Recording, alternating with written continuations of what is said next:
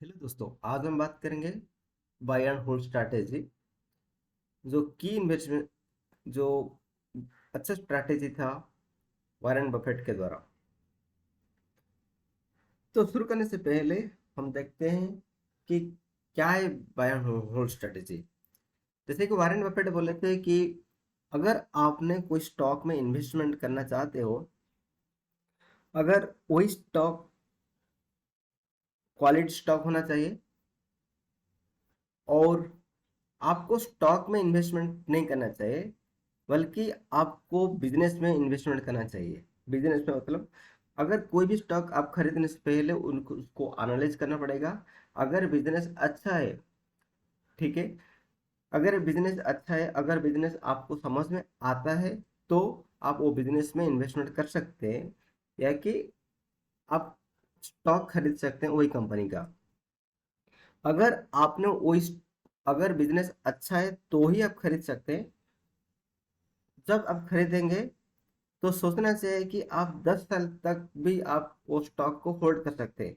अगर 10 साल तक होल्ड नहीं कर सकते हैं, इसका मतलब आपको 10 मिनट तक भी आपके डिमांड अकाउंट में नहीं रहना चाहिए। इसका मतलब है अगर क्वालिटी अच्छा है कोई कंपनी का, आप लॉन्ग टर्म के लिए होल्ड कीजिए, तो भी आप कंपाउंडिंग इफेक्ट के द्वारा आपने अच्छा नेटवर्क क्रिएट कर सकते हैं अपना इन्वेस्टमेंट से। ठीक है, तो क्या क्या फैक्टर रहता है, क्या क्या एलिमेंट्स रहते हैं, चलो देखते हैं। पहले तो है लॉन्ग टर्म पर्सपेक्टिव। अगर कोई भी स्टॉक में आप इन्वेस्टमेंट करते हो तो आप लॉन्ग टर्म के लिए सोचो। 10 साल तक सोचो, 5 साल तक सोचो, 20 साल तक सोचो, अगर क्वालिटी अच्छा है। ठीक है, तो वही दिमाग में रहना पड़ेगा। अगर स्टॉक अच्छा है तो आपको लॉन्ग टर्म पर्सपेक्टिव में रखना पड़ेगा। ये ट्रेडिंग के लिए नहीं, इंट्राडे के लिए नहीं, स्विंग ट्रेडिंग के लिए नहीं। एक लॉन्ग टर्म पर्सपेक्टिव जो आपको रखेगा 10 साल, 20 साल, डिकेड्स तक ऐसे। दूसरा दूसरा एलिमेंट से जो फंडामेंटल एनालिसिस। कोई भी स्टॉक चुनने से पहले, कोई भी स्टॉक खरीदने से पहले उसको आपको एनालिसिस करना पड़ेगा। उसका बिजनेस क्या है, उसका कौन से सेक्टर में बिजनेस करता है, वो कौन से एरिया में उसका ग्रो करता है, उसका सेल्स का ग्रोथ क्या है, उसका प्रॉफिट का ग्रोथ क्या है, उसका मैनेजमेंट कैसा है, राइट। उसका कोई वो कौन सा बिजनेस करते हैं, राइट। वो सब एनालिसिस करना पड़ेगा आपको। उसका जो फिनेंशियल स्टेटमेंट, जैसे कि प्रॉफिट लॉस है, बैलेंस शीट है, राइट, वो कैश फ्लो स्टेटमेंट है, सब आपको दिखना पड़ेगा, नो देखना पड़ेगा लास्ट 5 साल, लास्ट 10 साल तक। तो ही आपको आइडिया आएगा कि उसका फंडामेंटली वो स्टॉक कितना अच्छा है। नेक्स्ट पॉइंट है जो क्वालिटी एंड वैल्यू। अगर आपने फंडामेंटल एनालिसिस करने के बाद अगर आपको मालूम पड़ा कि ये स्टॉक अच्छा है, तो क्या कीजिए, आप वही बिजनेस में आप इन्वेस्टमेंट कीजिए। फिर भी हम सबको एक अपॉर्चुनिटी मिलता है, जैसे कि अपने मार्केट क्या होता है, मार्केट ऊपर जाता है, नीचे आता है, ऊपर जाता है, नीचे आता है, राइट। जैसे कि आपने देखेंगे कि 2008 में, 2020 में मार्केट में बहुत नीचे गया था। इसका मतलब जितना सर अच्छा क्वालिटी स्टॉक भी था उसी टाइम, वो बहुत डिस्काउंटेड प्राइस में मिल रहा था उसी टाइम। तो वही अपॉर्चुनिटी को हमको यूटिलाइज करना पड़ेगा कि अच्छा स्टॉक खरीदने के लिए। ठीक है, क्योंकि उसका जो इंट्रिंसिक वैल्यू है, जितना हो मतलब वो वैल्यू जितना था उससे कम मिल रहा था वो स्टॉक। कोई भी स्टॉक, अच्छा क्वालिटी स्टॉक, कभी भी मार्केट जब गिरता है तो उसी टाइम हम सब उस वही स्टॉक को खरीदना पड़ेगा। ठीक है, तो हमको नजर रखना पड़ेगा उसके वैल्यू क्या है, उसकी क्वालिटी क्या है। ठीक है, अगर क्वालिटी स्टॉक कम प्राइस में मिलता है तो हमको अच्छा है। इसके लिए क्या रहेगा, रिस्क हमारा कम रहेगा और रिटर्न हमारा ज्यादा रहेगा। ठीक है, जो नेक्स्ट पॉइंट है उसका रहता है पेशेंस एंड कन्विक्शन। आपका धैर्य होना चाहिए। अगर कोई भी स्टॉक आप खरीदते हो तो मार्केट क्या होता है, शॉर्ट टर्म के लिए गिरता है, फिर से अगर मार्केट मतलब स्टॉक अच्छा है तो लॉन्ग टर्म के लिए बढ़ेगा। तो अगर आप कोई भी स्टॉक खरीदते हो, अगर शॉर्ट टर्म में मार्केट गिरता है, मतलब स्टॉक गिरता है, तो भी आपका आपका धैर्य रहना चाहिए, आपका पेशेंस होना चाहिए कि उस स्टॉक को रखने के लिए लॉन्ग टर्म के लिए। शॉर्ट टर्म में गिरेगा तो स्टॉक को बेच के निकल जाना चाहिए, वही नहीं होना चाहिए। आपका धैर्य होना चाहिए, अगर क्वालिटी अच्छा है शॉर्ट टर्म में गिर सकता है, लेकिन लॉन्ग टर्म में वही नहीं, वही स्टॉक आपका अच्छा रिटर्न देगा। तो इसलिए जो धैर्य रखना चाहिए, और आपके ऊपर आपका भरोसा होना चाहिए, आपका कन्विक्शन होना चाहिए, आपका पेशेंस होना चाहिए। ठीक है। तो क्या क्या चीज हमको फॉलो करना पड़ेगा?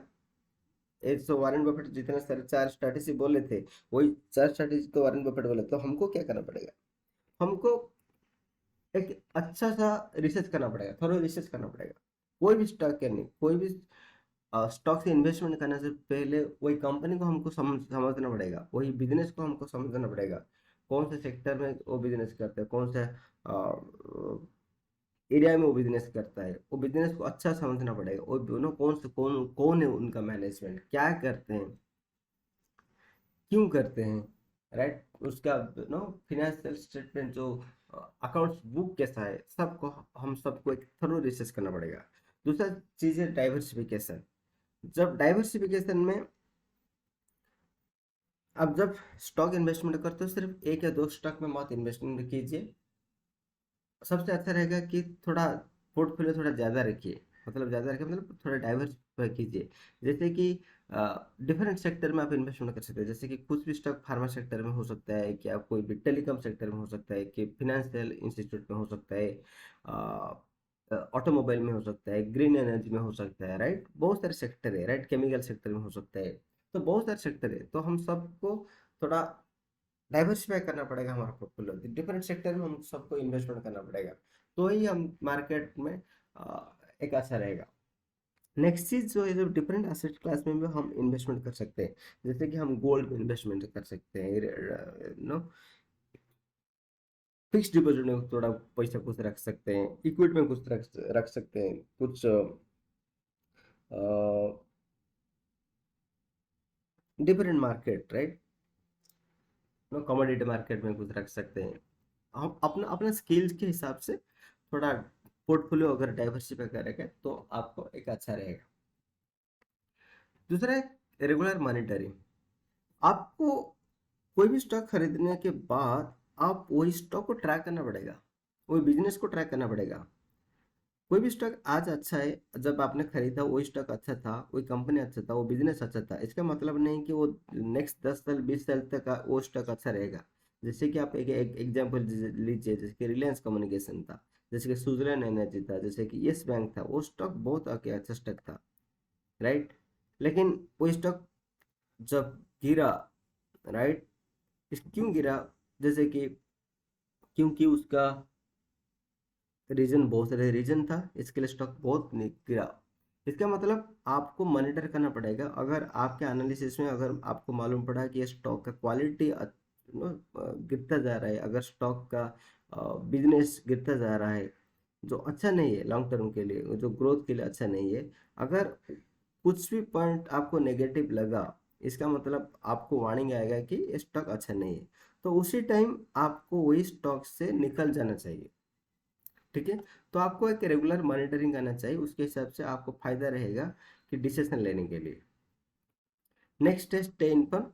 तो आपको नजर रखना चाहिए मार्केट में क्या होता है, वो सेक्टर में क्या होता है, वो बिजनेस में क्या होता है, वो पर्टिकुलर स्टॉक में क्या होता है, वो पर्टिकुलर कंपनी में क्या होता है। तो आपको हेल्प करेगा, आपको मदद करेगा कि क्या डिसीजन लेना है, कब लेने का है। तो उसी के हिसाब से आपको पोर्टफोलियो मैनेजमेंट करने के लिए आपको इजी रहेगा। ठीक है। तो अभी हमारा कंक्लूजन क्या निकला? कंक्लूजन वो निकला है कि हम सबको, जब वॉरेन बफेट का स्ट्रेटेजी फॉलो करने के लिए, हम सबको दिमाग में रखना चाहिए हम लॉन्ग टर्म के लिए इन्वेस्टमेंट करेंगे। दूसरा चीज़ है, हम सबको रखना पड़ेगा कि क्वालिटी स्टॉक में इन्वेस्टमेंट करेंगे। इसके लिए हम सबको फंडामेंटल एनालिसिस अच्छे से करना पड़ेगा। इनके लिए हम सबको एक थोरो रिसर्च करना पड़ेगा, नो, क्वालिटी स्टॉक ढूंढने के लिए। हम सबको मतलब रेगुलर मॉनिटर करना भी चाहिए। उसके बाद अगर हम सब हम सबको क्वालिटी और वैल्यू, जैसे कि आप अगर अगर कोई भी अच्छा स्टॉक मिलता है कम प्राइस में, जैसे कि 2008 में, 2020 में, वही हम सबको एक अपॉर्चुनिटी की तरह से लेना चाहिए, वो क्वालिटी स्टॉक को खरीदने के लिए। ठीक है।